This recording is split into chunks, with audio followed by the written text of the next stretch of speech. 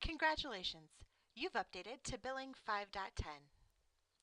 This version introduces the ICD-10 codes, which have been delayed for implementation until 2015.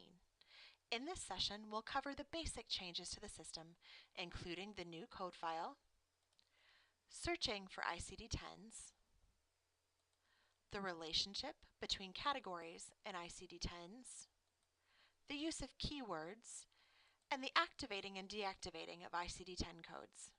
Additional training will be provided closer to the implementation date for ICD-10 codes.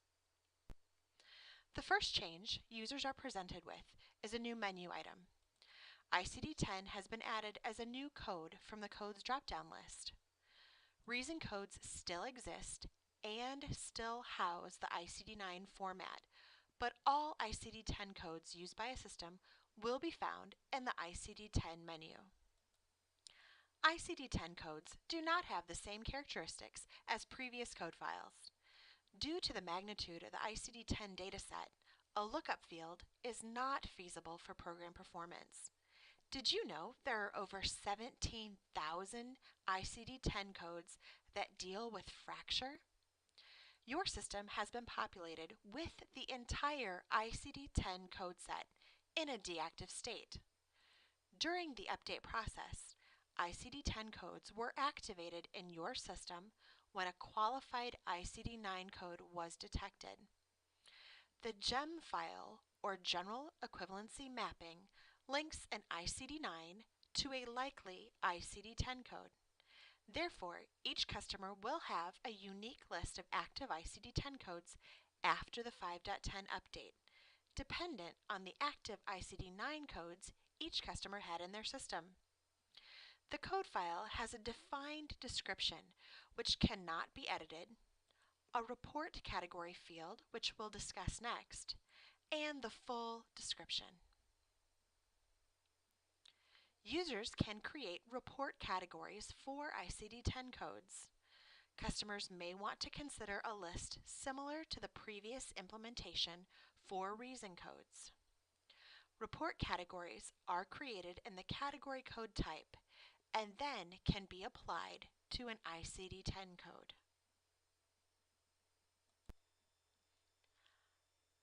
ICD-10 codes also feature an effective and expiration date along with a usage field. These three fields are populated from the published ICD-10 code set and maintained by TriTech through Industry Service Pack updates. The usage field identifies to a user whether an ICD-10 code can be billed or not. In the future, the ICD-10 code set will be used for other types of documentation not directly used in the billing process. The ECM and form generators will ensure that only billable ICD-10 codes are used when printing 1500 forms or generating electronic claims. The bottom portion of the screen displays an area for keywords. Since the description field is not editable, users can customize and create alternate keywords for searching to quickly locate an ICD-10 code. ICD-10 code keywords have been pre-populated for codes that have one or more generally equivalent ICD-9 codes.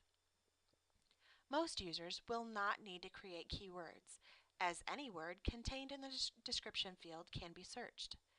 In the example listed, a search for osteo, for patho, or for fracture will return the M80 code shown here. Since the ICD-10 code does not feature the magnifying glass previously used for searching, users simply type in tab to find their codes. Type the word or portion of the word you are looking for and then press the tab key on your keyboard. The results will then display in the Search ICD-10 screen. Only active codes are initially displayed. If no codes are found, use the Data Entry menu item, Include Inactive Codes, to expand the search. Use the row number to select the desired ICD-10 code from the search results. Select an inactive code and activate the code by pressing Ctrl-I. The same keystroke of Control I is used to deactivate a code. Only active codes may be used on a call. Let's review. Each customer system is populated with all of the ICD-10 codes, but only the codes with a general equivalency mapping to an active ICD-9 code will be active. Users can attach keywords for customized wording, and the keywords are included in searching. A user may activate and deactivate ICD-10 codes by using the Control I command or by selecting the menu item. For additional information on features in Billing 5.10, please see the other classes available in the portal.